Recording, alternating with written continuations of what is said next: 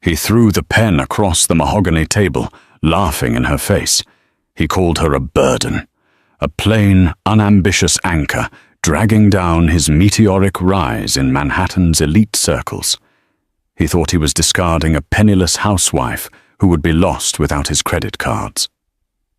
But Alistair Sterling made the biggest miscalculation of his life that rainy Tuesday.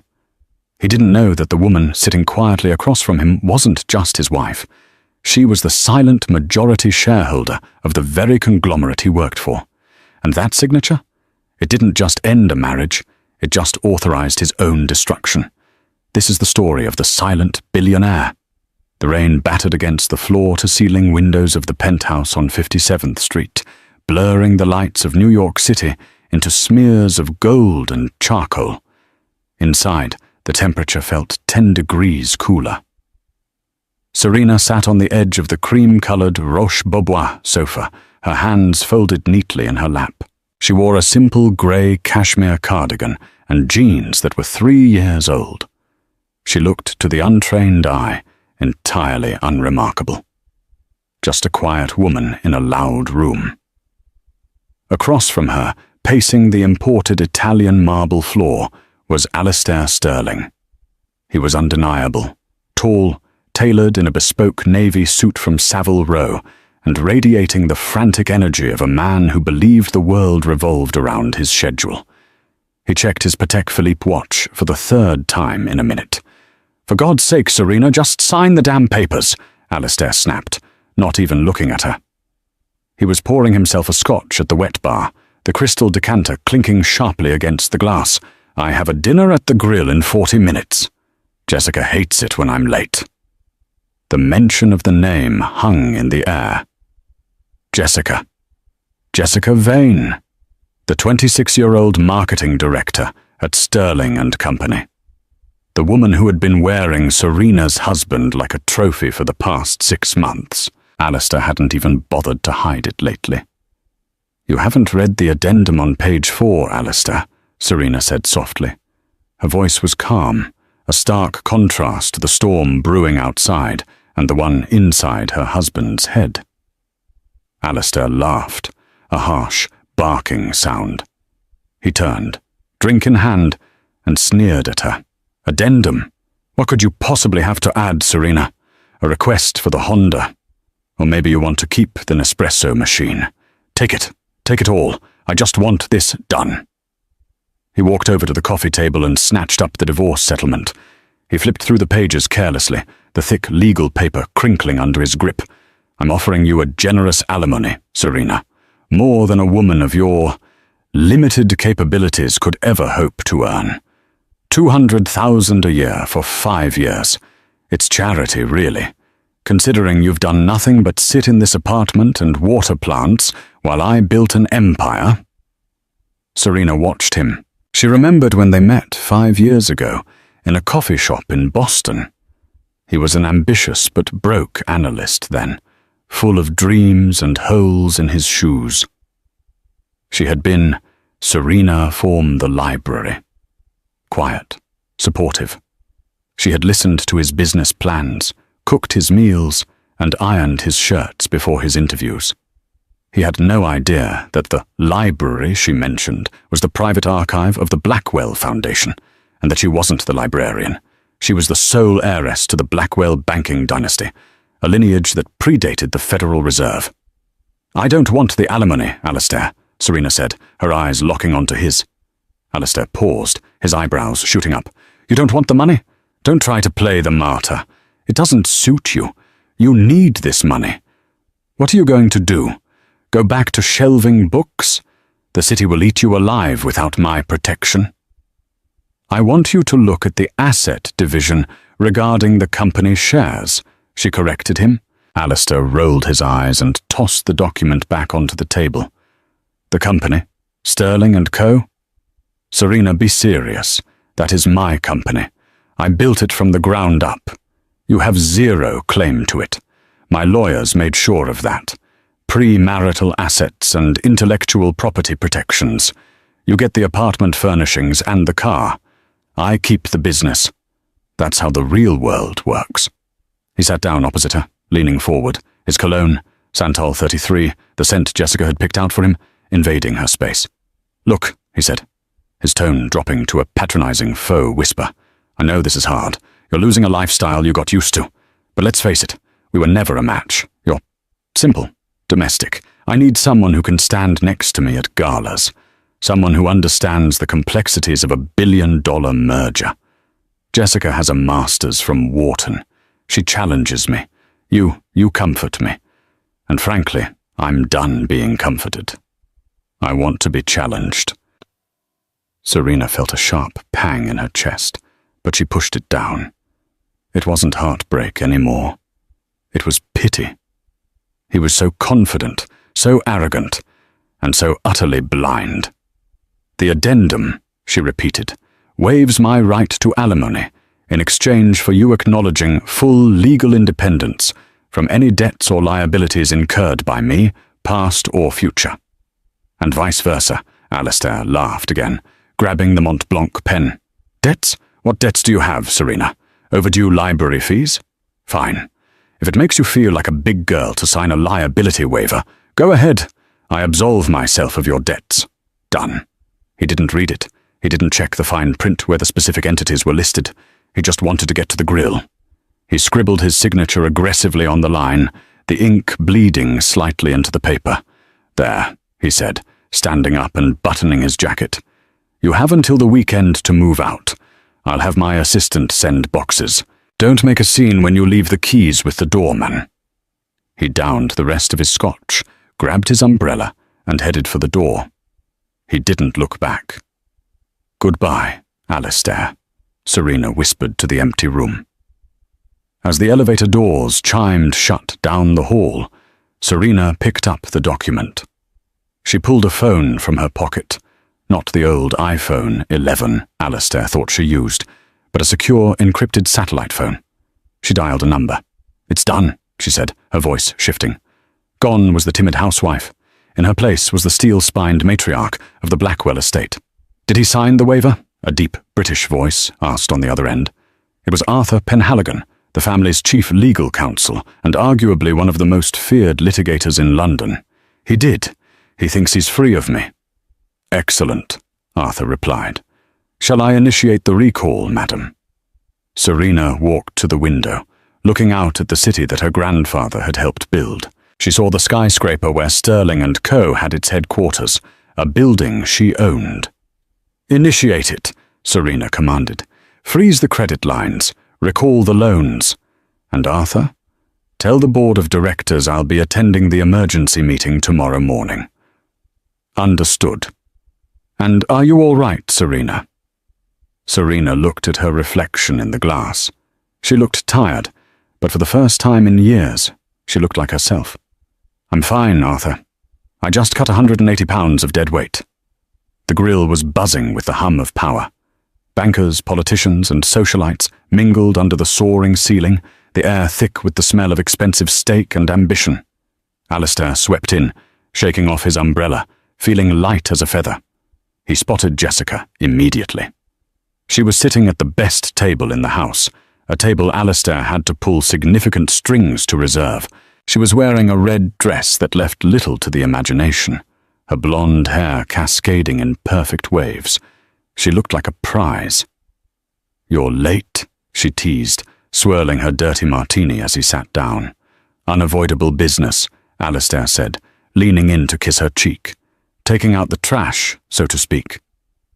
Jessica's eyes lit up. "She signed?" "She signed. It's over. The apartment is ours.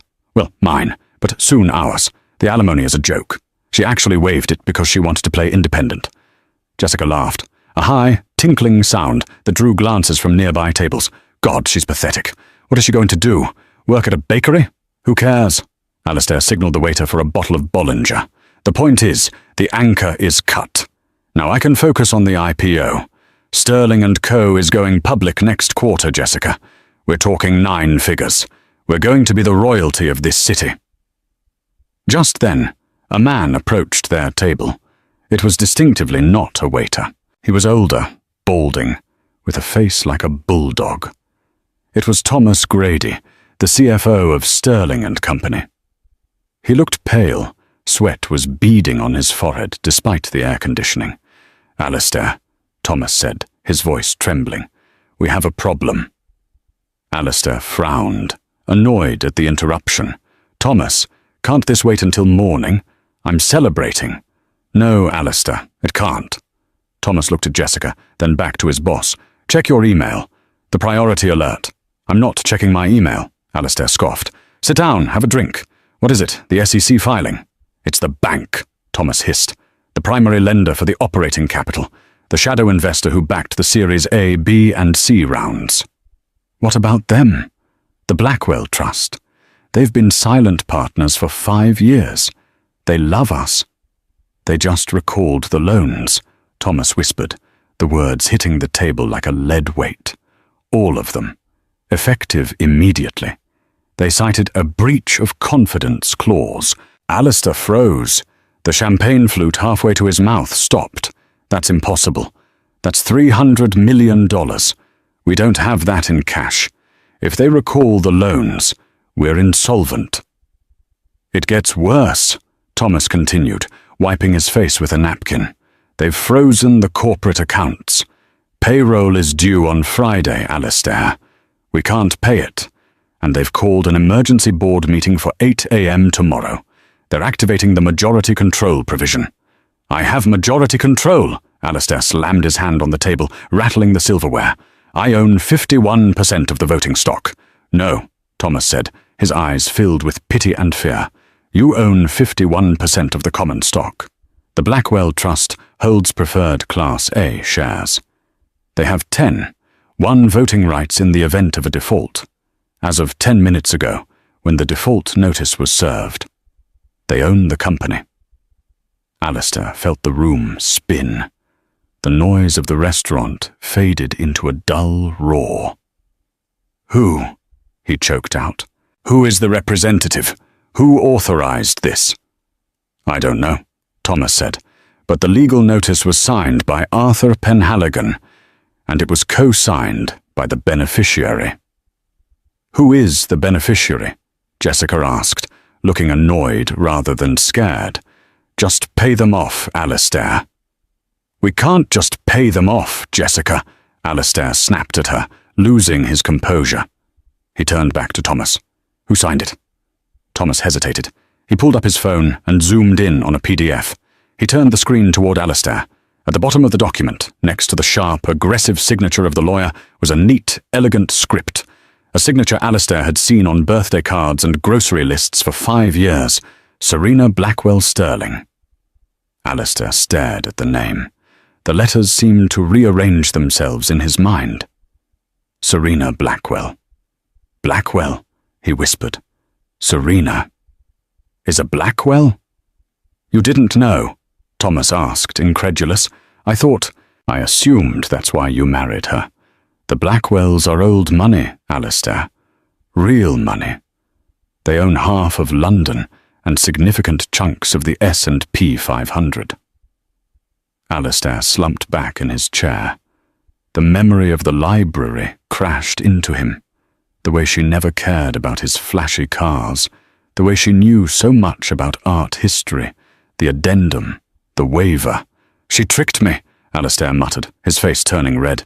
"She set me up." "She's the majority shareholder." Jessica's voice went shrill. "Your ex-wife owns your company." "Not my ex-wife," Alistair said, a horrified realization dawning on him. "Technically, the divorce isn't final until the papers are filed with the court clerk tomorrow morning."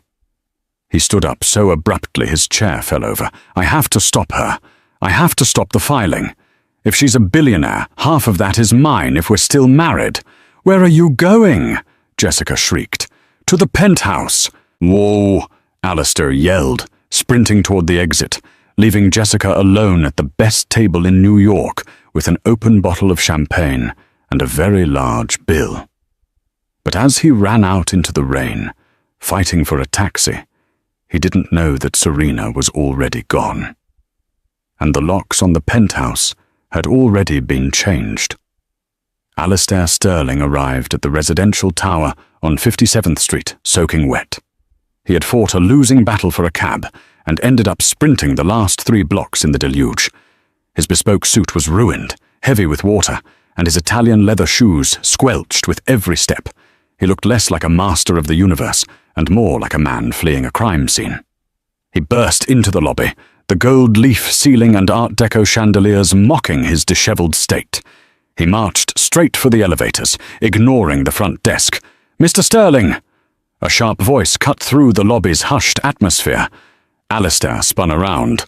It was Henry, the head concierge. Henry had been working there for 20 years. He was a man who knew everyone's secrets and kept them for the price of a Christmas bonus. Usually Henry greeted Alistair with a deferential nod and a "Good evening, sir." Tonight, Henry stood behind the marble desk, his arms crossed, flanked by 2 large men in dark blazers who were definitely not residents. "What is it, Henry?" Alistair snapped, wiping rain from his eyes. "I'm in a hurry." "I'm afraid I can't let you go up, sir," Henry said, his voice devoid of its usual warmth. "Excuse me?" Alistair laughed, a frantic, breathless sound. "I live here. I own the penthouse. Get out of my way." "Actually, sir," Henry said, glancing down at a tablet on the desk, "the lease on Penthouse B is held by the Orion Trust. The primary occupant, Miss Serena Blackwell, has removed you from the authorized access list effective 20 minutes ago." "Orion Trust?" Alistair shouted, his voice echoing off the marble walls. "That's my trust. I set it up." "Sir, the Orion Trust is a subsidiary of Blackwell Global," Henry corrected him calmly. "You were a signatory by marriage. Since the dissolution of the marriage contract was signed, and notarized digitally, I might add, your access has been revoked." Alistair felt the blood drain from his face. He remembered the tax structure Serena had suggested when they bought the place. "It's better for liability, Alistair," she had said. He had agreed because he didn't want the asset in his name in case a business deal went south. He had thought he was being clever. "This is illegal!" Alistair screamed, lunging towards the elevators. "I have my things up there, my safe, my files." The 2 men in blazers stepped forward, blocking his path. They were a foot taller than Alistair and twice as wide. "We've been instructed to hand you this," one of the guards said, thrusting a small plastic duffel bag into Alistair's chest. Alistair grabbed it. Inside were his toiletries, 1 change of clothes, gym wear, and his phone charger. "Where are my watches?" Alistair demanded. "My Patek, the Rolex Daytona." "Personal effects retrieval must be scheduled through Miss Blackwell's legal team," Henry said. "Mr. Penhaligon left his card." Henry slid a thick, cream-colored business card across the desk. "Arthur Penhaligon, managing partner, Penhaligon, Water and Stroud." Alistair stared at the card. He felt a vibration in his pocket. It was his phone. He pulled it out. "Jessica," he answered, desperate for an ally. "Jessica, listen, it's a nightmare. She locked me out. I need to stay at your place tonight." "My place?" Jessica's voice was ice cold. "Alistair, my card just got declined at the grill, in front of the CFO." I can explain," Alistair stammered. "The accounts are temporarily frozen. It's a tactic. Serena is playing hardball." "You left me with a $4,000 bill!" Jessica shrieked. "And now the waiter is threatening to call the police. You told me you were rich, Alistair. You told me you owned everything." "I do. I will. It's just a legal hiccup." "A hiccup? Thomas Grady just told me that unless a miracle happens by 8 a.m., Sterling & Co. is going into receivership. Do you know what that means for my career? I'm the marketing director of a sinking ship." "Jessica, baby, please, I just need a place to sleep. I'm wet. I'm on the street." "Don't come here," she hissed. "I'm not hitching my wagon to a loser. Fix this, Alistair, or lose my number." The line went dead. Alistair stood in the lobby, the silence pressing in on him. The concierge, Henry, looked at him with mild distaste. "Please leave the premises, Mr. Sterling," Henry said softly, "or I will have to call the NYPD, and I don't think you want your mugshot on page 6 tomorrow morning." Defeated, Alistair turned around. He walked back out into the rain. He had no umbrella, no home, no wife, and no mistress. He checked his bank app. Account status frozen. He had $40 in cash in his wallet. He hailed a cab, not to a hotel. He couldn't afford the ones he was used to, but to his office. He had a couch in his office. He would sleep there. He would wake up early, rally the board, and crush Serena. She was a librarian, a housewife. She didn't have the stomach for war. The conference room on the 40th floor of the Sterling & Co. building was an intimidating space. A long table of black obsidian, walls of glass overlooking Wall Street, and chairs that cost more than most people's cars. At 7:55 a.m., the room was full. The board of directors sat in uneasy silence. There was Harrison Doyle, a venture capitalist known for his ruthlessness. There was Evelyn Chen, a tech magnate who rarely looked up from her phone. And there was Thomas Grady, the CFO, who looked like he hadn't slept in a week. Alistair sat at the head of the table. He had showered in the executive gym and put on a fresh suit he kept in his office closet. He looked composed, but his eyes were bloodshot. "Let's get this started," Alistair said, projecting confidence he didn't feel. "I know there are rumors circulating about the debt structure. I want to assure you all that I am in talks with alternative lenders. The Blackwell move is a hostile tactic, nothing more." "Hostile?"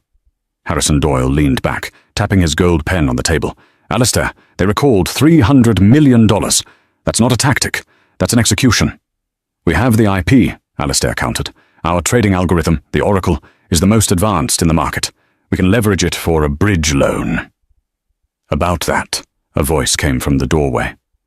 The double doors swung open. Serena walked in. She was unrecognizable. Gone was the messy bun and the oversized cardigan. She wore a tailored white suit by Alexander McQueen that fit her like armor. Her hair was sleek, straight, and sharp enough to cut glass. She wore no jewelry except for a small pin on her lapel, the crest of the Blackwell Foundation. Behind her walked Arthur Penhaligon, carrying a briefcase and two other lawyers who looked like sharks in human skin. Alistair stood up. "Serena? What are you doing here? This is a closed board meeting." "Security." "Sit down, Alistair," Serena said. Her voice wasn't loud, but it carried a weight that made the air in the room feel heavy. She didn't look at him with anger. She looked at him with absolute indifference. She walked to the other end of the table. Harrison Doyle immediately stood up and pulled out a chair for her. "Miss Blackwell," Harrison said, bowing his head slightly. "Thank you for coming." Alistair stared at Harrison. "Harrison? What the hell is this?" "Read the bylaws, Alistair," Evelyn Chen said, finally looking up from her phone. "Section 14, paragraph B. In the event of a default on Class A preferred debt, voting rights revert to the lender." "I am the chairman of this board!" Alistair slammed his hand on the obsidian. "Not anymore," Serena said calmly. She sat down, crossing her legs. "Arthur, please distribute the agenda." Arthur Penhaligon slid a folder to every director. He slid one to Alistair last. "Item 1, Serena said, not even looking at the papers. "The removal of the CEO for gross negligence and breach of fiduciary duty." "Negligence?" Alistair sputtered, his face turning purple. "I built this company. I wrote the code." Serena paused. She looked at him then, really looked at him. A small, sad smile played on her lips. "Did you, Alistair?" she asked softly. The room went dead silent. "You wrote the front-end interface," Serena continued, her voice steady. "But the core logic, the predictive modeling, you were stuck on the stochastic calculus for 3 months. You almost quit. Do you remember who fixed it for you, on that napkin at the diner on 4th Street?" Alistair froze. He remembered. He had been crying into his coffee, ready to give up. Serena had taken his pen. "It's just a variable drift problem, honey," she had said. She had scribbled for 10 minutes. That scribbling became the oracle. You just helped with the math," Alistair whispered. "I wrote the algorithm, Alistair," Serena said, "and because I wasn't an employee, and I never signed an IP assignment agreement, and because you just signed a waiver, absolving me of all debts and acknowledging my independence. She let the sentence hang in the air. I own the copyright to the Oracle, Serena stated, and as of this morning I am revoking Sterling & Co.'s license to use it. A gasp went around the room. Without the algorithm, the company was just a shell. You can't do that, Alastair said, his voice trembling. You'd destroy the company, your own investment. I can afford the loss, Serena shrugged. Can you? She turned to the board. I am proposing a restructuring. We strip the assets, liquidate the brand, and fold the remaining capital into Blackwell Global's FinTech division. All executive contracts will be terminated immediately, including the CEO's. Seconded, Harrison Doyle said instantly. Seconded, Evelyn Chen said. Seconded, Thomas Grady whispered, refusing to meet Alastair's eyes. Serena looked at Alastair. The motion carries. You're fired, Alastair. Security will escort you out. Alastair looked around the table. These were people he had wined and dined, people he thought respected him. Now they were looking at him like he was a dead fly on a windowsill. Serena, he pleaded, his arrogance finally shattering. Please, don't do this. We were married. I loved you. Serena stood up. She walked over to him, leaning in close so only he could hear. No, Alastair. You loved the reflection of yourself you saw in my eyes. You never saw me. And now? Now I'm the only thing you can see. She straightened up. Get him out of here. 2 security guards, the same ones from the apartment lobby, stepped forward. Alastair didn't fight this time. He felt hollow. He allowed himself to be led out of the glass room, past the staring secretaries and into the elevator. Alastair was dumped on the sidewalk outside the office building. He was holding a cardboard box containing a stapler, a photo frame, face down, and a potted succulent that was half dead. It was a sunny day now, the storm having passed, but Alastair felt like he was underwater. He needed a plan. He needed a lawyer. He pulled out his phone and dialed Gavin Frost. Gavin was a fixer attorney, the kind you called when you had a body in the trunk or a subpoena from the DOJ. Gavin, Alastair said, pacing the sidewalk, I need to sue. Wrongful termination, theft of intellectual property, emotional distress, everything. Alastair? Gavin's voice was cautious. I heard about the board meeting. Word travels fast. Then you know I was railroaded. I need an injunction. Stop the liquidation. I can't help you, Alastair. What? I pay you a retainer of $10,000 a month. Your retainer check bounced this morning, Gavin said flatly. And besides, no firm in New York will touch this. You're up against the Blackwells. Do you know who Arthur Penhaligon is? He eats people like me for breakfast. And honestly, the waiver you signed, what about the waiver? I pulled the filing from the public record. It's a work of art, Alastair. You essentially signed a confession that you contributed nothing to her assets and waived all rights to contest her business dealings. You handed her the gun and drew a target on your chest. There has to be a loophole. There is no loophole. My advice? Move to Ohio. Teach math. Goodbye, Alastair. The line clicked. Alastair lowered the phone. He felt bile rising in his throat. Alastair! He looked up. Jessica was walking toward him. She was wearing sunglasses and carrying a large Fendi tote bag. She looked frantic. Jessica, Alastair exhaled. Thank God. Look, Gavin is useless, but we can figure this out. We can... Give me the keys, Jessica interrupted, holding out her hand. What keys? The keys to the Porsche. The company lease is in your name, but I've been driving it. I need to get my things out of the trunk before they repo it. The Porsche? Alastair stared at her. I just lost my company, Jessica. I just lost my life's work, and you're worried about your gym bag in the Porsche. I'm worried about my survival. Jessica lowered her sunglasses, her eyes blazing. I just got fired, Alastair. Thomas Grady fired me via text message. He said the marketing department is redundant in a liquidation. I have rent to pay. I have a lease. We can handle this together. Alistair reached for her hand. She recoiled as if he were radioactive. Together. You have nothing. You're toxic. I made a mistake, okay? I bet on the wrong horse. I thought you were the genius. Turns out, you were just the trophy husband. The irony hit Alistair like a physical blow. Those were his words. He had called Serena a trophy. No, he had called her an anchor. I'm going to go talk to her, Jessica said, smoothing her hair. Who? Serena. I'm going to tell her I was a victim of your manipulation, that I can be an asset to the Blackwell Group. I know where the bodies are buried in marketing. You're going to beg my wife for a job? Alistair asked, disgusted. Ex-wife, Jessica corrected. And she's a billionaire. I'd scrub her floors if it meant staying on the payroll. Give me the keys. She snatched the Porsche keys from his hand and strutted away towards the parking garage, leaving Alistair standing alone on the pavement. He watched her go. He looked at the cardboard box in his hands. He had one card left to play. It was a desperate, dangerous card, but he had nothing to lose. He remembered the safe in the penthouse. He couldn't get to it, but he knew what was inside. There was a hard drive, a backup of the old servers, before Serena's clean code took over.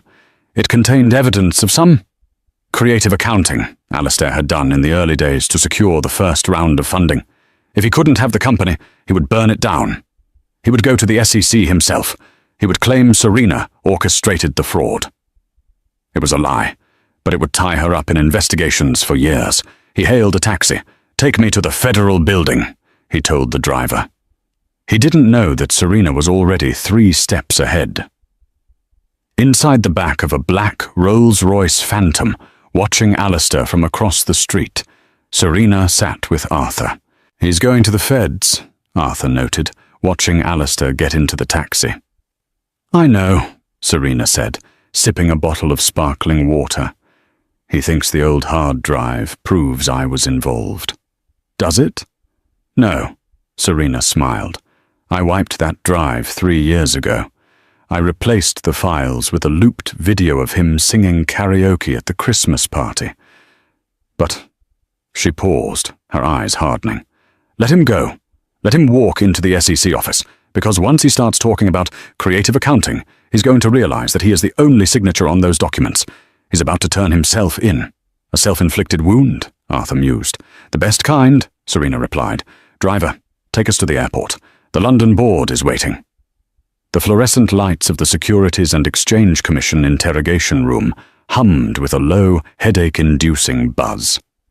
Alistair sat across from Agent Miller, a woman with glasses so thick they magnified her eyes into accusatory orbs. Alistair was sweating. He had marched in here an hour ago, demanding immunity in exchange for exposing the Blackwell fraud ring. He had spun a tale of how Serena, the mastermind, had forced him to cook the books during the Series A funding rounds. He claimed she used her family connections to hide the losses, and that he was just a puppet. So let me get this straight, Mr. Sterling, Agent Miller said, tapping a file on her desk. You are claiming that your ex-wife, Serena Blackwell, instructed you to inflate the user acquisition numbers in Q3 of 2019? Yes, Alistair slammed his hand on the metal table. She was the one pushing for the valuation. She needed the capital to wash money for the family trust. I have the proof. It's on the hard drive I told you about. The one in the penthouse safe. Agent Miller sighed. She took off her glasses and rubbed the bridge of her nose. We executed a warrant on that safe this morning, Mr. Sterling, based on an anonymous tip received 3 days ago. Alistair froze. You have the drive? We do. Then you see it.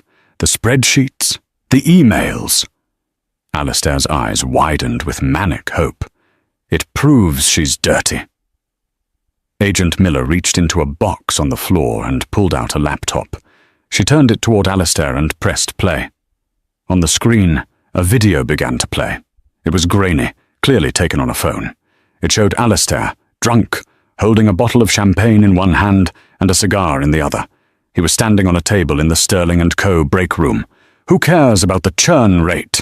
the on-screen Alistair shouted, laughing. "I just changed the definition of active user in the database. We just added 2 million users with a keystroke. To the moon, boys." The room went silent. Alistair stared at the screen, his mouth agape. He remembered that night.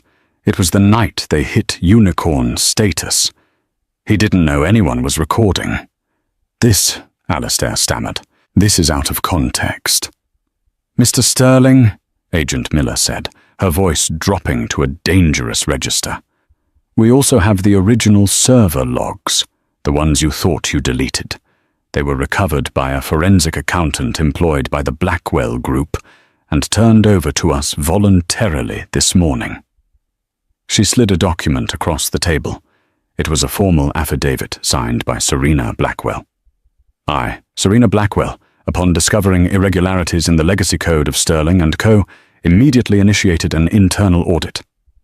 I am submitting these findings to the SEC to ensure full transparency and to dissolve the compromised entity." "She turned you in," Agent Miller said simply. "She didn't frame you. She just shined a light on what you did. And you just walked in here and confessed that the fraud did happen, trying to blame her. You just corroborated the evidence against yourself." Alistair felt the room spin. He realized then the true depth of Serena's game. She hadn't just taken his money. She hadn't just taken his company. She had waited until he was desperate enough to hang himself. "I want a lawyer," Alistair whispered, his voice cracking. "You can use your one phone call," Agent Miller said, standing up and signaling the two marshals by the door. "But I wouldn't call Gavin Frost. He's already representing 3 of your former board members who are cutting deals to testify against you." As the handcuffs clicked around Alistair's wrists, the cold metal biting into his skin, he thought of Serena sitting on the sofa in the rain.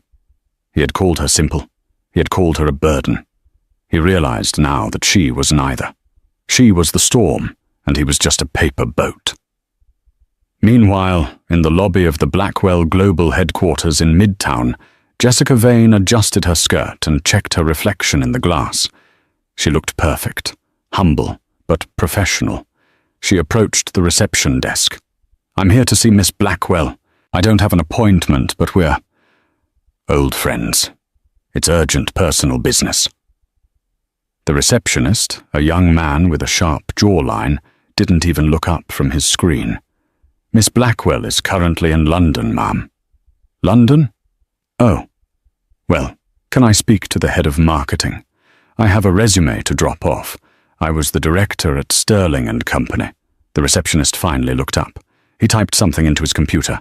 "Ah, Jessica Vane," he said. "Yes, we have a file on you." "You do?" Jessica brightened. "That's great. Is there an opening?" "Actually," the receptionist said with a polite customer service smile, "Miss Blackwell left a standing instruction regarding your profile.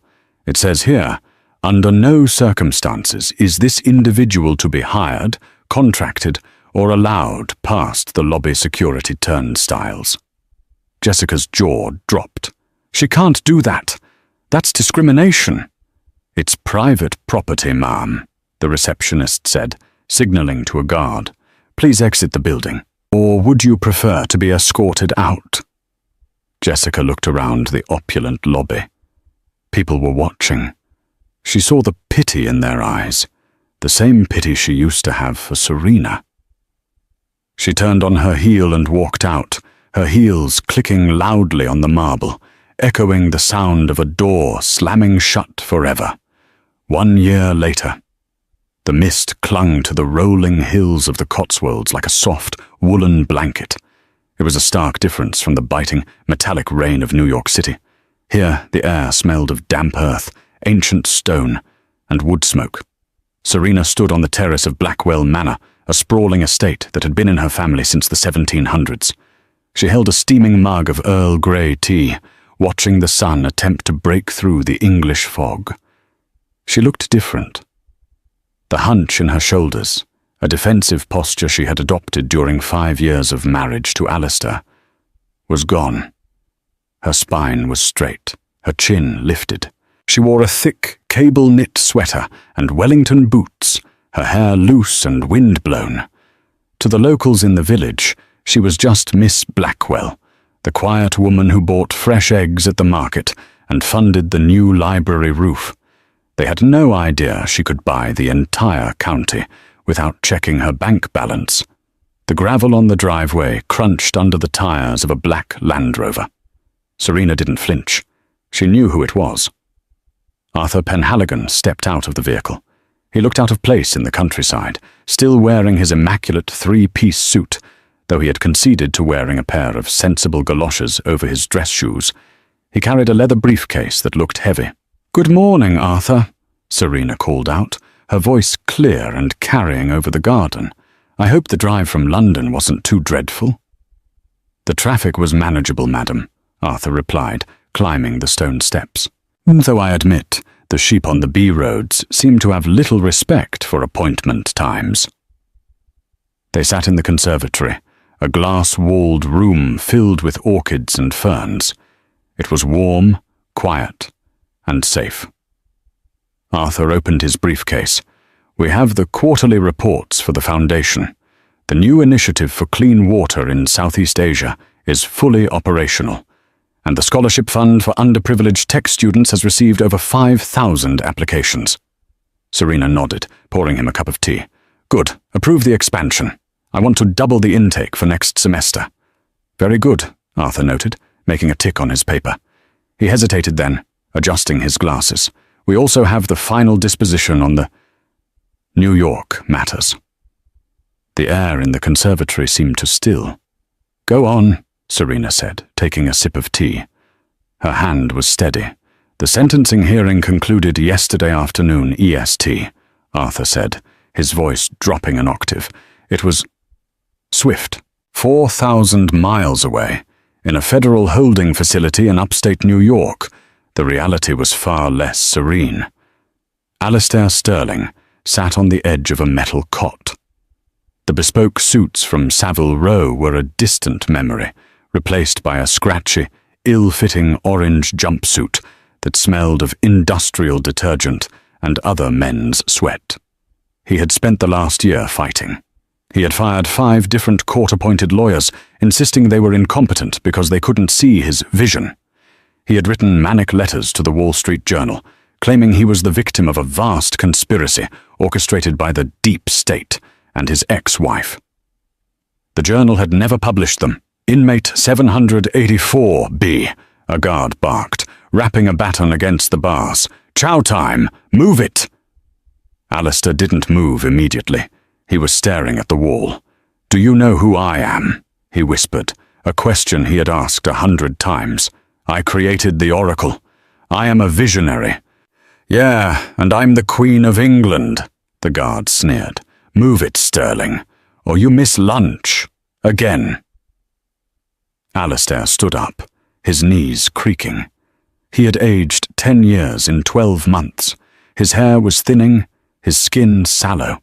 The arrogance that had fueled him was now just a hollow shell, echoing with the laughter of the people he had stepped on. The judge had been merciless. The video of Alistair celebrating his own fraud had gone viral, accumulating millions of views. He had become a meme, the crypto bro face of corporate greed. 8 years, the judge had said, banging the gavel, with a recommendation for a maximum security facility due to lack of remorse. 8 years. Alistair did the math in his head as he shuffled towards the cafeteria line. He would be nearly 50 when he got out. He would have nothing. No money. No reputation. No Jessica. Speaking of Jessica, her descent had been less legal, but socially just as fatal. In a cramped, fluorescent-lit break room of a discount clothing outlet in New Jersey, Jessica Vane was trying to rub a stain out of her polyester uniform vest. "Jessica!" The store manager, a 19-year-old named Kyle with a patchy beard, shouted from the hallway. "You're on register 4. The line is out the door. Stop hiding." "I'm not hiding," Jessica snapped, checking her makeup in a cracked mirror. She looked tired. The Botox had worn off months ago, and she couldn't afford to replace it. The stress lines around her mouth were deep. After being blacklisted by the Blackwell Group, her name had become poison. Thomas Grady had testified against her to save his own skin, painting her as a co-conspirator who knowingly marketed a fraudulent product. She wasn't charged criminally, but she was professionally radioactive. No marketing firm in the city would touch her. Her lease on the Upper East Side apartment had been terminated. Her car was repossessed. She walked out to the register. A woman was waiting there, holding a pile of discount children's clothes. The woman looked familiar. It was a former friend, someone Jessica used to have brunch with at Sarah Beth's. Jessica lowered her head, praying not to be recognized. "That will be $42, Jessica mumbled. The woman looked up, squinting. "Jessica? Jessica Vane." Jessica felt the heat rise in her cheeks. "No, I think you have the wrong person." "It is you." The woman laughed, a cruel, incredulous sound. "Oh my God, I heard you were... Well, I didn't think it was this bad. You used to be so particular about where you shopped." "Do you want the receipt or not?" Jessica hissed, her hands shaking. The woman took the bag, smirking. "Good luck, honey. You look like you need it."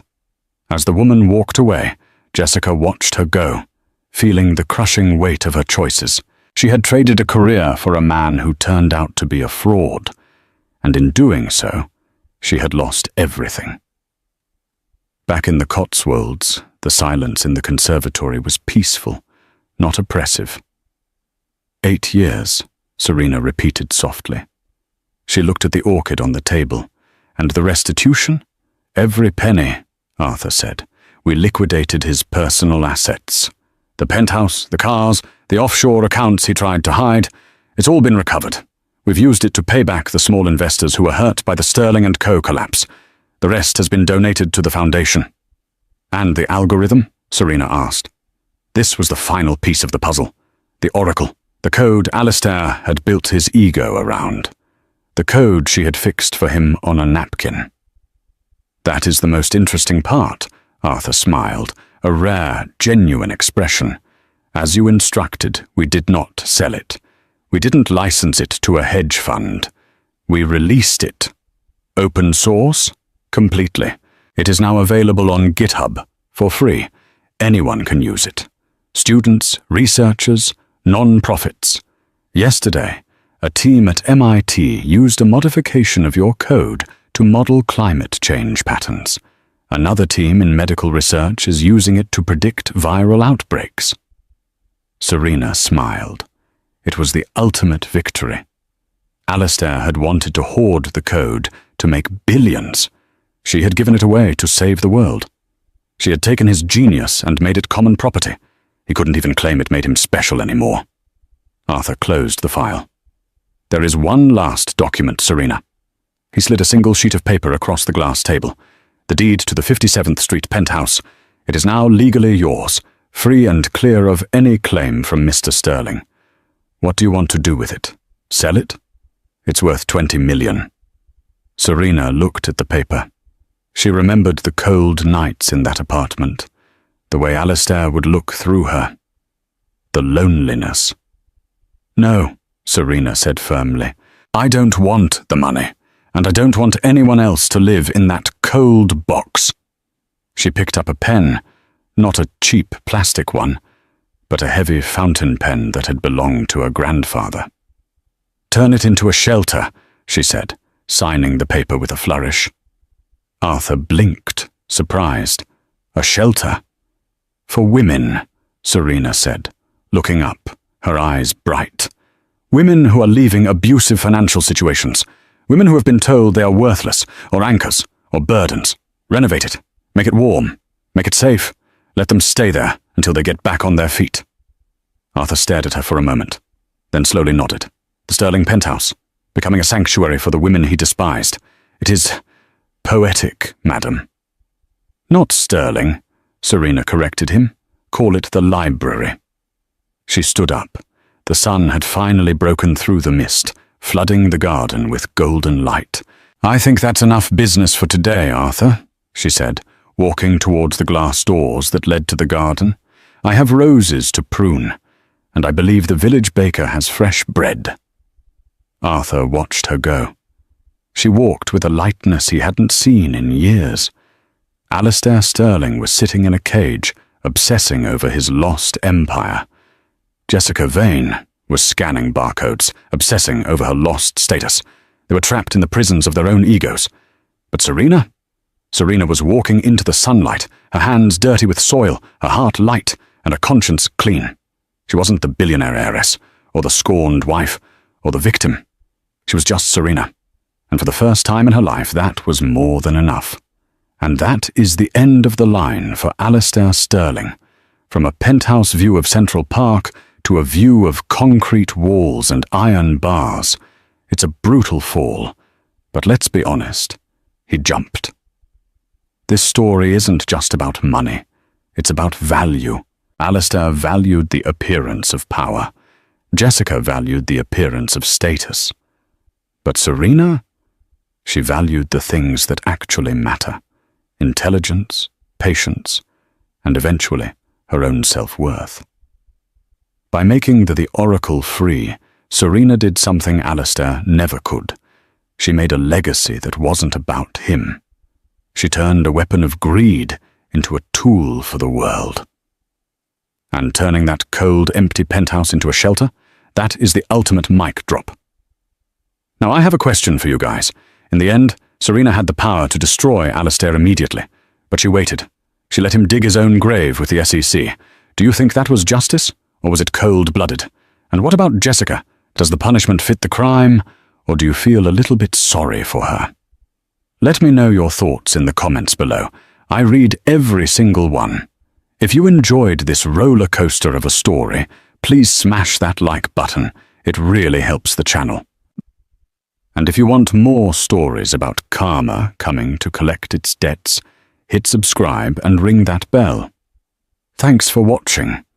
And remember, real power doesn't need to shout. It just needs to sign.